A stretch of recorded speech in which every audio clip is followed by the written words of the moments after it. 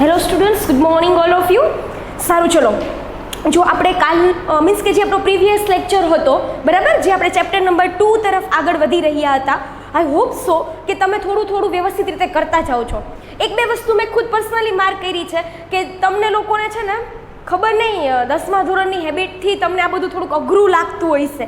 એકાદ બે છોકરાએ પ્રશ્ન પૂછ્યા હતા કે મેડમ આ મોનેરા શું થાય, બરાબર. તો જ્યારે પ્રશ્ન આવ્યો ને ત્યારે મને એમ થયું કે ઓ કાલ જે પ્રીવિયસ લેક્ચર હતો એ પાણીમાં જ ગયો, બરાબર. એટલે થોડું કરો, કંઈ વાંધો નહીં. આપણે એવી કંઈ તમારે 180ની સ્પીડે જવાની જરૂર નથી, પણ પછી ભાગવું પડશે, બરાબર. તો સમજો સરખી રીતના. કાલે તમે લોકો વર્ગીકરણ ભણી રહ્યા છો. ફટાફટ ચલો 1 મિનિટમાં રિવિઝન કરી નાખીએ, સાથે રહેજો. તમે લોકો શું ભણી રહ્યા છો? વર્ગીકરણ. વર્ગીકરણની અંદર પહેલાં કોણ આવ્યું હતું? એરિસ્ટોટલે પોતાની રીતના વર્ગીકરણ કર્યું. થોડું ઘણું સાયન્ટિફિક હતું, થોડું ઘણું કેવું હતું? સાયન્ટિફિક હતું. પછી કેરોલસ લિનિયસ આવ્યા. ઘણા કે મેડમ વર્ગીકરણ કોનું? અરે ભાઈ, વર્ગીકરણ જૈવિક એટલે શું સમજાવ્યું હતું મેં તમને? સજીવોનું વર્ગીકરણ. તેમાં રહેલી સમાનતા અને અસમાનતાના આધારે તમે શું કરી રહ્યા છો?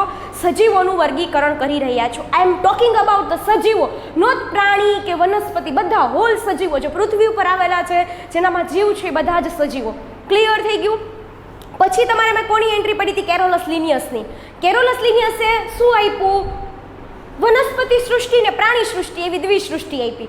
એની કથા પૂરી થઈ ગઈ. પછી કોની એન્ટ્રી પડી હતી? R.H. વિટેકરની. કોની એન્ટ્રી પડી હતી? R.H. વિટેકર. ક્યારે આવ્યા હતા? કે 1969ની અંદર. હું સાચી જ છું કદાચ આમ તો, બરાબર, કે 1969ની અંદર R.H. વિટેકર આવ્યા હતા. ઓલા બે સૃષ્ટિમાં વર્ગીકરણ કર્યું. તો આને બધા સજીવોને કેટલામાં વહેંચી દીધા? 5માં. એટલે જે લોકોએ મને પ્રશ્ન પૂછ્યો હોય એના માટે, બરાબર, કે મેડમ સૃષ્ટિ મોનેરા શું છે? તો બેટા સૃષ્ટિ છે એ એક પ્રકારનું વર્ગ ગ્રુપ જ છે. મોનેરા પણ શું છે? ગ્રુપ છે. પ્રોટિસ્ટા પણ શું છે? ગ્રુપ છે, બરાબર છે. ફૂગ પણ શું છે? ગ્રુપ છે. વનસ્પતિ પણ શું છે? ગ્રુપ છે. અને પ્રાણી સૃષ્ટિ પણ શું છે? ગ્રુપ છે. આ 5 સમૂહ જે આપ્યા એ કોણે આપ્યા? R.H. વિટેકરે. ક્લિયર થઈ ગયું? હવે શું કહેવા માંગુ છું, આજે આપણે થોડાક આગળ વધીએ, બરાબર. તો આજનો જે આપણો સેશન છે એની અંદર આવશે ત્રિક્ષેત્રીય વર્ગીકરણ.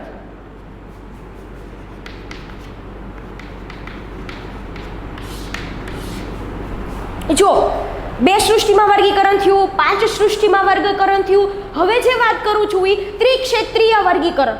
એટલે તમને જ ખબર પડી જાય કે સજીવો છે એને કેની અંદર વેચી દીધા? 3 ગ્રુપમાં, 3 ડોમેનમાં વેચ્યા. હું અહીંયા વર્ડ યુઝ કરું છું ડોમેન, બરાબર, કેમ કે આ બહુ જરૂરી છે. તમે જ્યારે કોઈ નીટ કે ટોપિક વાંચશો તો તમારે શું લખેલું હશે? ડોમેન. તો તમને પાછો પ્રશ્ન થશે કે મેડમ તો આવું કંઈ બોલ્યા નહોતા, ડોમેન એટલે શું? ડોમેન એટલે અલ્ટિમેટલી આપણે બાયોલોજીકલી શું મતલબ કાઢવાનો છે? ગ્રુપ, બરાબર, એક સમૂહ. એવી રીતના તમે કાઢો છો. જો કોણે આપ્યું હતું ત્રિક્ષેત્રીય વર્ગીકરણ? તો વ્યુજ નામના વૈજ્ઞાનિકે કયું વર્ગીકરણ આપ્યું હતું? ત્રિક્ષેત્રીય વર્ગીકરણ આપ્યું હતું. ક્યારે? 1978ની અંદર. શું કર્યું હતું એને? ત્રિક્ષેત્રીય વર્ગીકરણ આપ્યું હતું 1978ની અંદર. એને જો શું કર્યું, હું તમને ખાલી થોડુંક મોનેરા વિશે કહું. તમે લોકો મારી સાથે રહેજો. બધા મોનેરા છે, બધા કેવા હશે? આદિકોષ કેન્દ્રી. બધા જ મોનેરા કેવા હશે? આદિકોષ કેન્દ્રી કોષ. એક વસ્તુ તમારા મગજની અંદર કીપ કરીને રાખજો. જો તમારે બાયોલોજીની અંદર આગળ વધવું હોય ને તો ચેપ્ટર નંબર 8 આવડતું હોવું જોઈએ તમારું, જે તમારું પૂરું થઈ ગયું છે. હવે હું તમને અહીંયા આદિકોષ કેન્દ્રી સમજાવવા બેસીશ તો મેળ પડશે નહીં. મેં ઓલરેડી વ્યાખ્યા તો સમજાવી જ છે, બરાબર છે. પણ જેટલા આદિકોષ કેન્દ્રી છે બધા કેવા છે? એક કોષી. પણ એ બધાનો સમાવેશ શેમાં થશે? સૃષ્ટિ મોનેરાની અંદર. આટલી વસ્તુ ક્લિયર થઈ ગઈ. હવે ગયણા ગાંઠા 4 તો આદિકોષ કેન્દ્રી છે, એ બધા શેમાં આવશે? મોનેરાની અંદર. પણ મોનેરાને 2 સમૂહમાં વેચી દીધું. મોનેરાને કેટલામાં વેચી દીધું? 2 સમૂહમાં. ક્યાં 2 સમૂહમાં મોનેરાને વેચી દીધું? તો કે યુ બેક્ટેરિયા. કેમાં વેચી દીધું? યુ બેક્ટેરિયા, બરાબર, અને આર્કી બેક્ટેરિયા.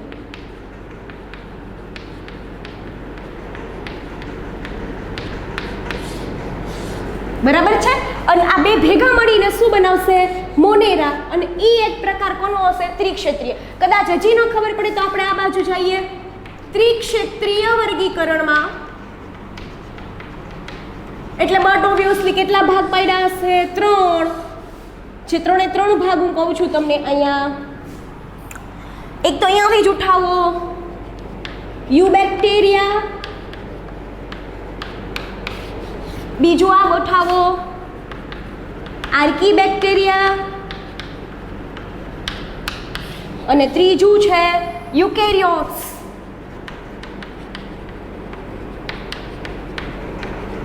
ત્રીજું કોણ આવે? યુકેરિયોટ્સ. આ 3 ભેગા મળીને શું બનાવ્યું? ત્રિક્ષેત્રીય વર્ગીકરણ. સમજાય છે મારી વાત કે નથી સમજાતી? બરાબર. તો આ બંને છે એ કેની અંદર આવશે? આ બંને ભેગા થઈને મોનેરાની અંદર. એટલે તમે બીજી રીતના પણ લખી શકો, Monera plus eukaryotes is equal to ત્રિક્ષેત્રીય વર્ગીકરણ. હજી એક વખત કહી દઉં, મોનેરા પ્લસ યુકેરિયોટ્સ એ બે ભેગા થઈને શું બનાવે? ત્રિક્ષેત્રીય વર્ગીકરણ. અને તમે જો ત્રિક્ષેત્રીય એટલે 3 ગ્રુપ પડશે, 3 ડોમેન. આર્કિયા ડોમેન, યુબેક્ટેરિયા ડોમેન અને યુકેરિયોટ્સ ડોમેન. આ 3 ડોમેન ભેગા મળીને શું બનાવે છે? ત્રિક્ષેત્રીય વર્ગીકરણ. સમજમાં આવે છે મારી વાત કે નથી સમજાતું? તો તમે કેટલા વર્ગીકરણ ભણી ગયા? એરિસ્ટોટલનું clear, Carolus લિનિયસનું clear, RH વિટેકરનું clear, અને હવે આવ્યું વ્યુજ નામના વૈજ્ઞાનિકનું ત્રિક્ષેત્રીય વર્ગીકરણ પણ ક્લિયર. હવે બધાના વર્ગીકરણ થઈ ગયા, પણ તમારે સૌથી વધારે ફોકસ કેમાં કરવાનું છે? RH વિટેકરનું. કેમ કે અત્યાર સુધી જો કોઈનામાં માન્યતામાં આપવામાં આવતી હોય ને તો એ કોની છે? કયા વૈજ્ઞાનિક ઉપરનું જે વર્ગીકરણ આપ્યું એ માનવામાં આવે છે? તો RH વિટેકરનું. કોનું માનવામાં આવે છે? RH વિટેકરનું. Done everyone. જાઓ હજી એક વખત આની અંદર તમે બધા વર્ગીકરણ ભણી ગયા. 5 સૃષ્ટિનું થઈ ગયું ત્રિક્ષેત્રીય વર્ગીકરણ. વ્યુજ નામના વૈજ્ઞાનિકે આપ્યું 1978 ની અંદર, જેની અંદર એક મોનેરા સમૂહ હતું. મોનેરાના 2 ભાગમાં વહેંચી દીધા. જો આગળ આપણે ભણવાના છે એટલે ભૂલતા નહીં. યુબેક્ટેરિયા અને આર્કીબેક્ટેરિયા. મોનેરાની અંદર કોનો સમાવેશ થાય? તો કે બધા જ આદિકોષ કેન્દ્રીનો. એટલે જેટલી કેરેક્ટરિસ્ટિક આદિકોષ કેન્દ્રની છે એ બધી જ કોને લાગુ પડશે? સૃષ્ટિ મોનેરાને. ડન. હવે મેઇન તો આપણે ત્રિક્ષેત્રીય વર્ગીકરણ જોવાનું છે, એટલે કે 3 ભાગોનું. 5 સૃષ્ટિનું વર્ગીકરણ કેમ હતું? 5 ભાગમાં. એવી રીતના ત્રિક્ષેત્રીય વર્ગીકરણ છે એને કેટલા ભાગમાં વહેંચવાનું છે? 3 ભાગમાં.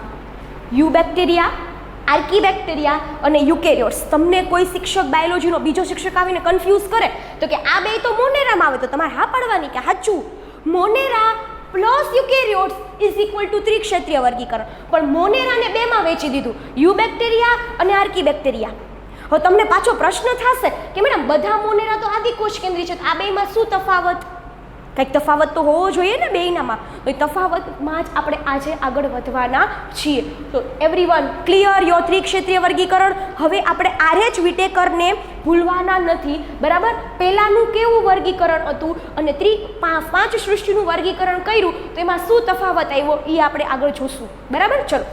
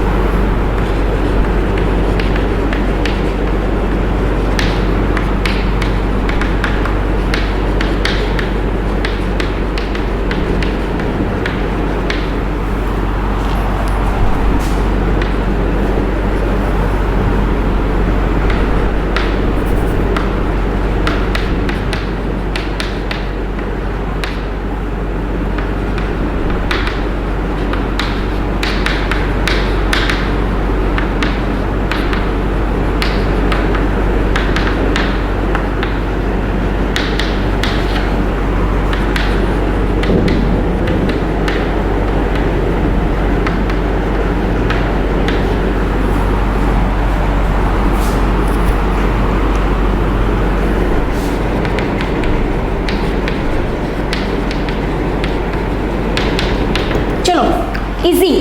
જો આરએચ વિટેકરે જ્યારે 5 સૃષ્ટિનું વર્ગીકરણ આપ્યું, બરાબર, એની પહેલા જેટલા વર્ગીકરણ આવ્યા હતા ને એની ખાસિયત જોવો, તમને ખુદ સમજાય કે મેડમ આવડી મોટી મૂર્ખામી લોકો કરી કેમ શકે. તો તમે ભૂલ ન કરતા કન્સેપ્ટ સમજજો સરખી રીતના. આરએચ વિટેકર નામના વૈજ્ઞાનિકે જે 5 સૃષ્ટિનું વર્ગીકરણ આપ્યું હતું એની પહેલાંનું જે વર્ગીકરણ હતું અને આરએચ વિટેકરે જે આપ્યું એ બેમાં શું તફાવત છે, બરાબર. તો પહેલાંનું વર્ગીકરણ કેવું હતું હજી હું લખી દઉં છું અહીંયા, કોઈને ખબર ન પડતી હોય ને તો કે પહેલાંનું વર્ગીકરણ કેવું હતું, તો જે મેં અહીંયા લખ્યું છે જુઓ કે વનસ્પતિ સમૂહમાં, તમને ખબર છે ને વનસ્પતિ સૃષ્ટિ એક પહેલાનો ભાગ પડેલો તો પ્રાણી સૃષ્ટિ અને વનસ્પતિ સૃષ્ટિ, રાઈટ. તો વનસ્પતિ સૃષ્ટિમાં બેક્ટેરિયા, સાયનોબેક્ટેરિયા, ફૂગ, મોસ, દ્વિઅંગી, ત્રિઅંગી, અનાવૃત બીજધારી, આવૃત બીજધારીને બધાને એક સાથે મૂકી દીધા. શેમાં? વનસ્પતિ સમૂહમાં જ. તમે આને થોડુંક ઓબ્ઝર્વ કરો, મને સમજાય છે કે તમારા માટે આ બધા દ્વિઅંગીન, ત્રિઅંગીન, અનાવૃત ને આવૃત થોડાક ટિપિકલ વર્ડ લાગશે. સાચું કહું ને, આપણી સિસ્ટમમાં થોડીક ઓલો પ્રોબ્લેમ છે. બાકી તમે 9મું ધોરણ ખોલજો, તમારું 9th સ્ટાન્ડર્ડ તમારું ખોલજો, આમાંથી એકય વસ્તુ એવી નથી કે જે તમારે 9મા ધોરણમાં ન આવી હોય. એટલીસ્ટ નામ તો આવ્યા જ છે બધાયના. આ બધાયને શેમાં મૂકી દીધા? એક સાથે વનસ્પતિમાં મૂકી દીધા. શેમાં મૂકી દીધા? વનસ્પતિમાં. કેના આધારે એને એક જ સાથે વનસ્પતિમાં મૂકી દીધા? બધાયમાં એક વસ્તુ કોમન છે. તમે ઓબ્ઝર્વ કરીને મને કહી શકો કે એ બેક્ટેરિયા, સાયનોબેક્ટેરિયા, ફૂગ, મોસ, દ્વિઅંગી, ત્રિઅંગી, અનાવૃત ને આવૃત, આ બધામાં કઈ એક વસ્તુ એવી છે કે જે બધામાં કોમન જ છે? તમે કહી શકો મને? તો મને તો દેખાય છે કે બધાની અંદર એક વસ્તુ કોમન છે. કઈ? કોષ દિવાલ. કઈ વસ્તુ બધામાં છે કોમન? કોષ દિવાલ. એટલે મૂર્ખામી ભર્યું વર્ગીકરણ જુઓ કે આ બધાયમાં શું હાજર છે? કોષ દિવાલ હાજર છે. એટલા માટે આ બધાયને એક જ સમૂહમાં મૂકી દીધા. ક્યાં? વનસ્પતિ સમૂહમાં. તમે લોકો ચેપ્ટર નંબર 8 ભણ્યા, એમાં તમને કીધું જ છે કે વનસ્પતિના કોષો હશે એને કોષ દિવાલ હાજર હોય, જ્યારે પ્રાણી કોષોમાં કોષ દિવાલ હાજર હોતી નથી. સારું, ચલો તમારા માટે એક પ્રશ્ન મૂકું. ક્યાં વૈજ્ઞાનિકે પહેલી વખત એવું કીધું કે વનસ્પતિ છે એની પાસે આવેલી કોષ દિવાલ એનું અજોડ લક્ષણ છે? રિપીટ કરી દઉં છું. ક્યાં વૈજ્ઞાનિકે એવું કીધું કે વનસ્પતિ કોષ પાસે આવેલી તેની કોષ દિવાલ અજોડ લક્ષણ છે? આવું પ્રાણી કોષોમાં જોવા મળતું નથી. ઓકે, હોમવર્ક આપો ત્યારે એની સાથે આનો જવાબ પણ મોકલજો. I will check everyone. Okay, ચલો આ બધાને એક સાથે મૂક્યા. ક્યાં સમૂહમાં? વનસ્પતિ સમૂહમાં. કોના બેઝ ઉપરથી મૂક્યા? માત્ર તેની પાસે શું આવેલું છે? કોષ દિવાલ હાજર છે એટલા માટે. તો હું અહીંયા ખાસ કરીને લખું છું આ બધાને એક જ સમૂહમાં. સમૂહ લખવાનો કયો સમૂહ? વનસ્પતિ સમૂહમાં મૂકવાનું એકમાત્ર કારણ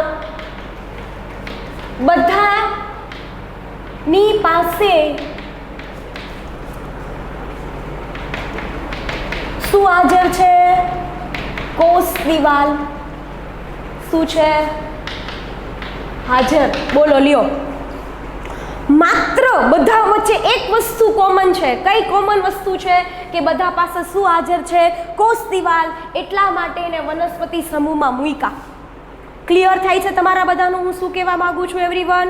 પહેલા તમે ત્રિક્ષેત્રીય વર્ગીકરણ જોઈ ગયા. તમને કોઈ પૂછે ત્રિક્ષેત્રીય વર્ગીકરણમાં કયા 3 ડોમેન આવે? યુબેક્ટેરિયા, આર્કીબેક્ટેરિયા અને યુકેરિયોટ્સ. એ ક્લિયર થઈ જાય. પછી આરએચ વિટેકરે જ્યારે 5 સૃષ્ટિનું વર્ગીકરણ નહોતું આપ્યું, એના પહેલાંની વર્ગીકરણ પદ્ધતિમાં શું હતું? તો આ બધાને એક સાથે શેમાં મૂકી દીધા? વનસ્પતિ સમૂહમાં. તમને કોઈ કારણ પૂછે તો કારણ આપવાનું છે.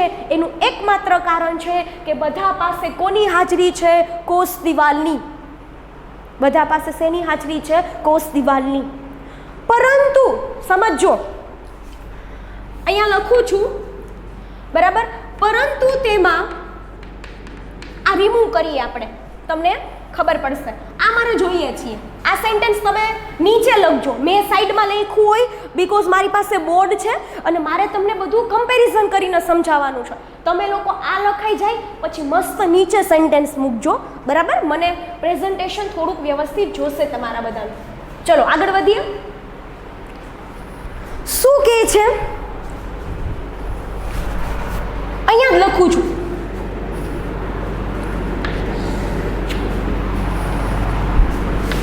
અહીંયા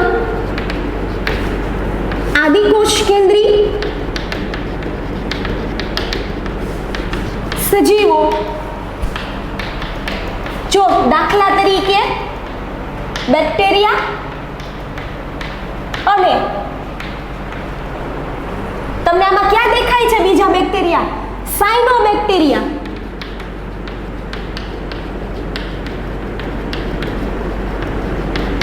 બરાબર? દાખલા તરીકે અહીંયા આદિકોષ કેન્દ્રી સજીવો અને સુકોષ કેન્દ્રી સજીવો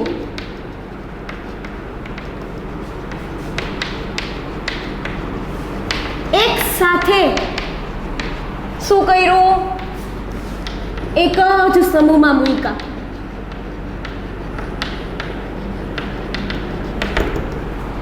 તમે થોડુંક લોજિક વાપરો તો આ બે કોણ છે? ઉદાહરણ યાદ કરો તો આદિકોષ કેન્દ્રીના બેક્ટેરિયા અને સાયનોબેક્ટેરિયા બે કેમાં આવે? આદિકોષ કેન્દ્રીમાં. બાકીના જે આ સાઈડ છે એ બધા શેમાં આવે છે? સુકોષ કેન્દ્રી કોષમાં. તો એને માત્ર ખાલી કોષ દિવાલ જોઈ, એને એ ન જોયું કે કોષો છે એ આદિકોષ કેન્દ્રી છે કે સુકોષ કેન્દ્રી.